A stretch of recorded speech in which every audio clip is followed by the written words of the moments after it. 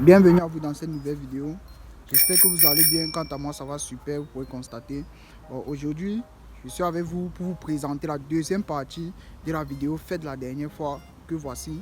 Donc si vous n'avez pas encore vu, allez la regarder. Aujourd'hui, nous sommes dans la deuxième partie pour répondre à toutes vos questions. Alors, sans plus tarder, on va dire c'est parti. Mais tout d'abord, j'aimerais vous dire que il y a d'autres questions que vous posez comme est-ce qu'on parle le français en Turquie et tout. Bon, je vais me mettre dans la rue un de ces jours, je vais poser la question en français au Turc, bonjour, comment vous allez et tout. Je vais voir les réactions.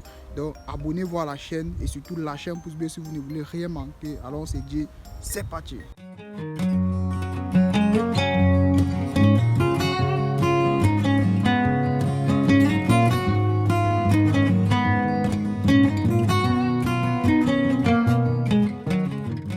Bon, tout d'abord, avant de commencer à répondre à vos questions, j'aimerais rappeler certains trucs. La semaine passée, je vous ai parlé d'une agence. Donc, si vous voulez venir ici en Turquie, vous n'aurez pas de problème et tout. Contactez cette agence. Donc, j'ai laissé les numéros dans la vidéo précédente. Mais aussi, j'aimerais vous rappeler, vous dire certains trucs en fait. Si vous voulez venir ici en Turquie et que vous ne voulez pas forcément composer l'examen IOS, vous voulez juste avoir une admission comme ça, alors contactez-moi sur WhatsApp ou sur Instagram. Là, je vais vous obtenir l'admission, une admission dans une université publique. D'ailleurs, dans 2 ou 3 universités publiques, vous allez venir ici avant de composer l'examen IOS plus tard. Bon, vous pouvez me contacter. En contrepartie, vous allez me verser une commission et tout, mais c'est pas grand chose. Il va falloir que vous me contactez et je vais vous expliquer tout dans les détails. Donc, si vous voulez composer l'examen dans votre pays, contactez l'agence et n'oubliez pas de me faire signe. Comme j'ai dit la dernière fois, n'oubliez pas de me faire signe sur WhatsApp ou sur Instagram quand vous êtes inscrit. Je laisse un mot, c'est important. C'est important. Et si vous ne voulez pas composer l'examen l'IOS vous me contactez et je vous obtiens l'admission en contrepartie. Donc c'était ce que je voulais rappeler. Et aussi, je voulais aussi parler des prix de la scolarité avant. Parce que la semaine passée, je vous ai parlé des prix des études ici, les scolarités. Je vous ai même laissé une fiche.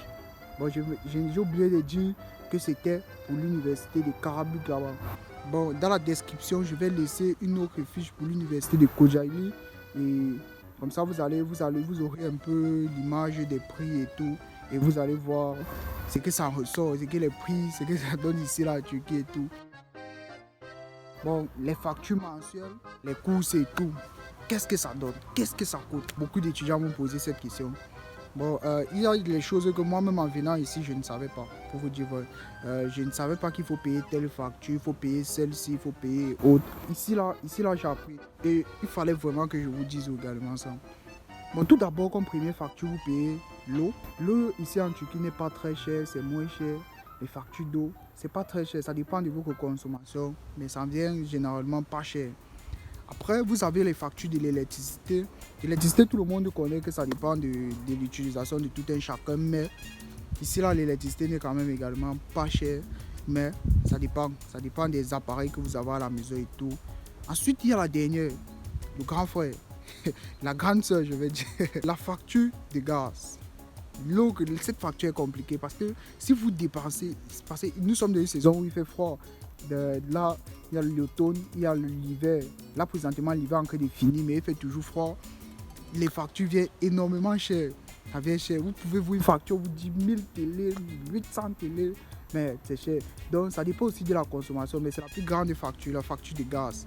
Parce que dans le gaz, vous allez voir la cuisine, la cuisson. Au niveau de la cuisson, vous utilisez le gaz, l'eau chaude, vous utilisez le gaz pour vous laver et le chauffage dans la maison et tout. Tout ça, c'est dans la facture. Donc, vous comprenez donc qu'il y a 3 factures à payer, l'eau, l'électricité et le gaz. C'est le gaz qui vient le plus souvent cher. Donc, si vous arrivez ici, faites attention à ne pas trop dépenser toutes ces factures-là et tout. C'est compliqué. Alors, je pense que pour les factures, c'est tout. Maintenant, pour les courses. Pour les courses, j'ai parlé de la dernière fois, le prix des choses ici là et tout, mais ce n'est pas trop cher. Ce n'est pas trop cher. Mais il faut quand même mentionner le fait que les prix ont augmenté, tout ça, tout ça. Les prix ont quand même bien augmenté par rapport à quand nous sommes arrivés et tout. Les prix des choses augmentent. Donc en venant, mettez-vous déjà ça dans la tête et tout. D'ailleurs, je ferai une autre vidéo pour vous montrer les nouveaux prix des aliments ici là. Parce que les prix ont changé. Je vous avais fait une vidéo, ça fait peut-être que 2 mois ou 3 mois. Ça fait partie de mes premières vidéos. Je vous montrer les prix et tout ça. C'était moins cher le temps là. La fois, si je vais encore faire une autre vidéo et vous montrer les prix de tout ça ici là. Vous devez savoir, j'ai beaucoup de vidéos à faire. J'ai beaucoup de vidéos et soyez juste à l'écoute. Soyez juste à l'écoute de la chaîne. Un étudiant m'a posé la question, est-ce que les Turcs aiment les Africains? Et cette question elle est bonne, hein? Elle est très bonne même. Parce que les Turcs vraiment, ils apprécient beaucoup les Africains, être en compagnie des Africains. Permettez-moi d'abord de vous présenter un peu la Turquie à ma manière. Mais moi je pense que ce pays c'est un mélange d'Europe et d'Asie en même temps. Déjà que c'est un pays transcontinental et tout, c'est un mélange. Parce que ici là vous allez les voir, ils sont musulmans, mais ils ont le style des chrétiens et tout ça. Et d'ailleurs, parlant des chrétiens, je ferai une vidéo interrogeant les étudiants sur comment les chrétiens sont traités ici là et tout. Vous-même vous allez voir. Donc, sachez donc que les Turcs, ils aiment les Africains et tout, il n'y a pas de problème. Moi, j'apprécie ça. Vous pouvez arriver dans certains lieux, vous voyez, on veut prendre la photo avec vous et tout. Donc, de la ville d'où je suis, il y a beaucoup d'étudiants noirs et tout. Ici, là, ce n'est pas trop étrange pour eux de voir les noirs, mais dans d'autres villes ici en Turquie, vous arrivez là, vous voyez comment vous regardez, vous êtes étonnés et tout. Donc, les Turcs, ils aiment les Africains. C'est un pays qui s'ouvre petit et vraiment on apprécie ça. Ils aiment les Africains, sachez ça. Et merci pour cette question à celui qui l'a posée. Bon, ici, plusieurs étudiants m'ont posé cette question, à savoir quels sont les âges pour le master, pour la licence et aussi les assurances et tout ça. Bon, répondant d'abord sur les âges. Bon, l'agence dont je vous ai conseillé, eux, ils m'avaient dit que pour avoir le visa facilement au pays, que pour la licence, il faut maximum 21 ans. Il faut avoir maximum 21 ans pour avoir facilement. On ne dit pas que si vous avez plus, le visa ne va pas sortir. Mais pour avoir facilement le visa, vous êtes sûr d'avoir le visa. Quand vous êtes dans 21 ans, vous avez 21 ans en descendant là, et vous voulez faire licence, c'est facile. C'est l'âge donne est propre, tout. Donc, pour la licence, je dirais donc jusqu'à 21 ans, jusqu'à 21 ans minimum, ou bien maximum. Mais sachez que vous, je dis encore, vous qui avez plus que cet âge, ça ne dérange pas. Ça ne dérange pas, vous allez avoir le visa. Mais concernant les âges, donc, je dirais que l'âge pour avoir facilement le visa, c'est 21 ans licence. Et le reste là, c'est juste à 30 ans. Jusqu'à 30 ans comme ça, master, pour le master. Oui, et 30 ans et plus pour le doctorat. C'est comme ça. C'est comme ça si vous voulez avoir facilement le visa. Mais si vous avez plus que ça, c'est possible. Donc ne vous dérangez pas. Et concernant les assurances et tout, bon, on va se limiter sur l'assurance maladie parce que c'est le plus important. Tout le reste là, ça ne concerne pas un étudiant et tout. C'est assurance maladie. Assurance maladie dont j'ai fait mes recherches dessus et tout. Parce que moi, concernant l'assurance maladie, j'ai juste fait l'assurance pour le Cumlic et tout. Pour la carte de résidence, désolé, et tout. Je sais que Cumlic, ils can mettre ses cartes de résidence ici. Bon, j'ai donc fait juste ça pour la carte de résidence. Maintenant, pour les prix de ces choses-là, je vais vous laisser un lien dans la description et vous allez aller directement, ça va vous conduire directement sur Google et tout, vous allez voir les prix de tout ça. Ça varie de 100 télé à 1000 et plus, ça varie. Tu vois, ça dépend de quel type tu veux. Si c'est simplement, tu pars à l'hôpital, on te soigne simplement, ou bien si tu es à la maison, tu viens, l'ambulance peut venir te chercher, tout ça. Ça dépend. C'est comme ça que les prix augmentent aussi et tout ça. Donc tout ça, je vais vous laisser un lien dans la description et vous allez aller voir. Est-ce qu'on peut circuler au campus sans carte de résidence? Bon, cette question, je dis encore, mais celle qui m'a posé cette question, c'est une bonne question. Parce que moi-même, quand j'arrive ici, je me posais beaucoup ce genre de questions. Je n'avais pas chez qui poser et tout. Je n'ai pas trouvé sur Google. Mais C'est une bonne question parce que ici, là, quand vous arrivez là, la première des choses que vous faites, c'est aller vous enregistrer à l'université. Une fois que vous êtes enregistré et que c'est bon, on va vous laisser, on va vous donner 2 fiches. Le premier, c'est le Tomer Birgissi. Tomer, je vous ai dit précédente vidéo, le Tomer, c'est les cours de langue ici. Donc quand vous êtes inscrit en cours de langue, on va dire Tomer Birgissi, ça c'est les informations sur vous en Tomer. Et maintenant, il y a l'Orange Birgissi, les informations sur vous en tant qu'étudiant. Donc, et vous allez voir dans ça, vous allez devoir voir ça, vous allez filmer et laisser dans votre téléphone. C'est ça, car à l'entrée de l'université, on peut vous demander. On va vous demander la carte d'étudiant, mais vous allez juste montrer ça, on va vous laisser entrer. Sachez que la carte de résidence, c'est pour l'extérieur, c'est pas pour l'université. La carte de résidence, c'est quand vous êtes dehors là et qu'on vous prend là, peut-être qu'on veut faire un contrôle, vous pouvez montrer la carte de résidence ou le passeport. Mais concernant l'université, c'est la carte d'étudiant. Vous allez donc d'abord monter les 2 fiches là en attendant donc que vos cartes d'étudiant sortent. Bon, on arrive à la meilleure partie de cette vidéo, les jobs étudiants. Tellement d'étudiants m'ont posé ces questions, tellement, ils sont nombreux. Les jobs étudiants, qu'est-ce que ça donne ici, là?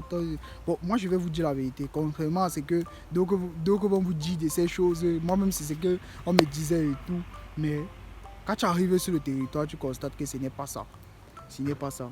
Ici, là, bon, ça dépend aussi des villes. Trouver les jobs étudiants dans les grandes villes, c'est facile.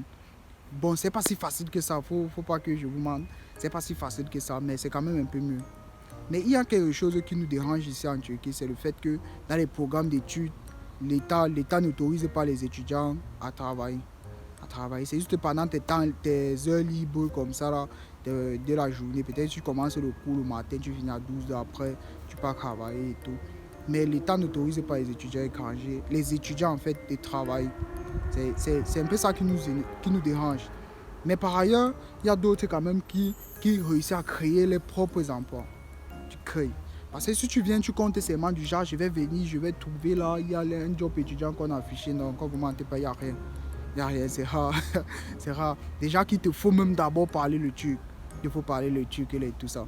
Ici là, je suis dans une ville que il y a beaucoup d'étudiants étrangers et trouver vraiment un travail étudiant, c'est très difficile. Très difficile. Et puis je n'ai pas fait une vidéo dessus parce que je n'ai pas encore commencé. Quand je vais commencer, je vais filmer. Moi je préfère filmer que de dire. Donc c'est un peu ça. Et c'est parce que depuis je ne trouve pas que je n'ai pas fait de vidéo dessus. Mais je vais faire dans le futur. Mais sachez que c'est difficile à trouver. Ici là-dedans, vous pouvez donc créer vos propres emplois. Quand je dis créer, je parle de quoi? Vous me regardez un peu là depuis que j'ai commencé YouTube là et tout. Vous voyez, c'est pas très bien coiffé. C'est parce que ici là, je n'ai pas encore trouvé un coiffeur qui peut me coiffer à l'africaine. Et tout. À Istanbul, c'était possible parce qu'il y a beaucoup de noirs là-bas. Mais dans les petites villes comme ça, il n'y a pas de blancs qui connaissent bien coiffer les noirs comme nous. Parce qu'il y a noirs et noirs. Il y a des Somaliens là, ils ont les cheveux comme pour les blancs là. Mais nous, comme ça là, c'est compliqué. Donc il faut un Africain qui va te coiffer. Mais d'autres ici là font ça. Mais moi, je ne suis pas encore en contact avec eux. Donc, si vous êtes un homme ou une femme, vous pouvez venir vous lancer dans la coiffure. Femme ou homme, ça passe très bien ici. Là, c'est vous qui avez créé votre travail. Vous pouvez venir vous lancer dans la coiffure. Vous pouvez aussi vous lancer dans les repas. Mais c'est chose qui est quand même très rare. Dans les repas africains et tout, c'est chose qui est quand même très rare, quand vous ne mentez pas. Bon, il y a encore les petits travaux comme vous pouvez vous lancer dans le digital comme moi, ou bien vous pouvez faire dans les admissions si vous trouvez le réseau. Il y a les petits travaux que vous-même vous pouvez faire en ligne et tout, que ce soit la coiffure et tout, comme j'ai cité. Mais sachez que si vous comptez sur les trucs pour vous donner le travail, on ne va pas se mentir, c'est compliqué. Moi, je cherche depuis. C'est compliqué. On va vous dire, quand vous arrivez ici, vous faites la plonge et tout. Nous, on a même vu un gars, son employeur, lui, il cherche les étudiants qui parlent arabe. Vous voyez un peu arabe. Donc, vous voyez donc quand vous parlez seulement français ici, là, ou anglais, c'est compliqué. L'anglais et le français, c'est compliqué. Mais avec l'arabe, vous avez un peu un avantage. Parce que dans une ville comme celle-ci, il y a beaucoup d'arabes. Déjà, même quand en Turquie, il y a beaucoup d'arabes. Puisqu'ils fuient la guerre dans les pays, ils viennent ici. Il y a quand même beaucoup les arabes. Vous savez que quand vous parlez l'arabe et l'anglais ici, vous êtes avantagé. C'est un peu ça. Mais ne comptez pas trop sur les Turcs pour vous donner les jobs étudiants. En venant ici, sachez que vous allez créer. C'est ça que je voulais vous dire. Sachez que vous pouvez créer, soyez enthousiaste. C'est ça. Combien ça coûte de faire médecine en Turquie? Bon, cette question, tout le monde sait que la médecine est chère. Je sais pas, dans la fiche dont je vous ai dit, je vais vous laisser en description. Regardez cette fiche et vous regardez médecine et tout. Médecine fait partie des premiers types facultés. C'est là la médecine, voir tous les études biomédicales, dentiste, tout ça. Vous allez voir là à l'intérieur et c'est cher. Vous allez voir 60 000 télé parfois. La médecine est un peu chère, mais quand vous êtes dans une université publique, c'est moins cher. Là, on connaît. Mais pour entrer dans une université publique, il faut avoir une grande note. C'est aussi ça qui est compliqué. Mais pour entrer dans une université privée, c'est moins cher, mais c'est excessivement cher. Il faut avoir les moyens, pour dire vrai. Donc c'est excessivement cher pour faire médecine dans les universités privées. Mais dans les universités publiques, c'est quand même mieux abordable. Donc c'est ça. La médecine, tout le monde connaît la situation de la médecine. C'est quelque chose qui n'est pas facile. Comment quitter la Turquie pour l'Europe? Je pense que cette question, elle est bien parce que beaucoup quand ils viennent en Turquie, l'objectif c'est l'Europe ou bien l'Amérique et tout. Vous voyez, la Turquie est juste une passerelle. Bon, de mon côté, je ne vais pas vous mentir. Parce qu'au pays, on dit souvent, quand vous allez arriver en Turquie, partir est facile. Ça, c'est quelque chose que je voulais en revenir. Ce n'est pas du tout facile. Vous allez toujours passer par la même procédure que dans votre pays. Mais à la seule différence, le dossier sera plus rapide. Vous voyez un peu. Mais pas que. Et aussi au niveau du billet d'avion, ça sera plus moins cher parce que c'est proche. C'est proche tout ça. Mais pas qu'on vous demande que vous allez arriver payer moins cher partir, vous allez faire la même procédure. Demander une admission dans une université. Une fois qu'on vous a accepté, si vous n'avez personne là-bas, vous allez payer une caution et tout ça. C'est la même chose. Donc venez en Turquie, mais n'ayez pas trop l'esprit de partir en Europe. La Turquie est bien, qu'on ne vous mente pas. La Turquie est bien, même si petite crise économique qui fait la monnaie chute, mais c'est un bon pays, franchement. Donc on vous dit, il faut vous faire des vidéos, ne venez pas en Turquie, ceci, cela, non. Nous sommes là, malgré tout ça, nous sommes fiers d'être là. Donc venez aussi essayer et voir ce que ça va donner. Mais n'ayez pas trop l'esprit de partir en Europe. Attendez, ou bien faites comme nous autres, on attend et après la licence, on part. Vous voyez un peu. Après la licence, niveau master, on part. On n'est pas pressé. La Turquie est bien, on profite. On profite au max, c'est bien. Et tout ça. Donc venez en Turquie et n'ayez pas trop cet esprit de partir. Bon, si vous voulez à tout prix partir, suivez la prochaine question. Comment venir en Turquie pour travailler? Bon, la question, ça c'est pour les travailleurs. J'ai reçu cette question d'un travailleur. Lui, il ne veut pas venir fréquenter, il veut plutôt venir travailler. Vous voyez, il y a le visa travail, tout le monde le connaît. Mais ce visa travail, on connaît bien qu'il faut avoir un contrat de travail pour que l'ambassade te donne le visa. C'est un peu ça. Mais voilà donc d'où le problème vient, le niveau du contrat de travail. Trouver un contrat de travail en Turquie, c'est compliqué. Déjà, même que les Turcs eux-mêmes ont des difficultés à trouver l'emploi parfois. Trouver dans un contrat de travail solide, là, c'est compliqué. Je ne dis pas que c'est impossible, mais c'est compliqué. Moi, je vous ai dit, dans ces chaînes, moi, je vais vous dire la vérité. Parce que moi, je ne veux pas faire les trucs que les gens me disaient et tout quand je venais. Après, je trouve autre chose et tout. Connaissez la réalité. Trouver un contrat de travail Turquie, c'est compliqué. Mais c'est possible. C'est possible. Alors, dans ce cas, il est donc conseillé de prendre un visa touriste. Un visa touriste pour un gars qui veut venir travailler, il prend un visa touriste et après, parce qu'un visa touriste c'est rien, pour avoir un visa touriste c'est rien, on va vous demander quelques petits trucs. Renseignez-vous sur le site de l'ambassade. Visa touriste est facile, n'est pas compliqué pour avoir, c'est pas compliqué pour avoir, on va vous demander une somme et tout ça.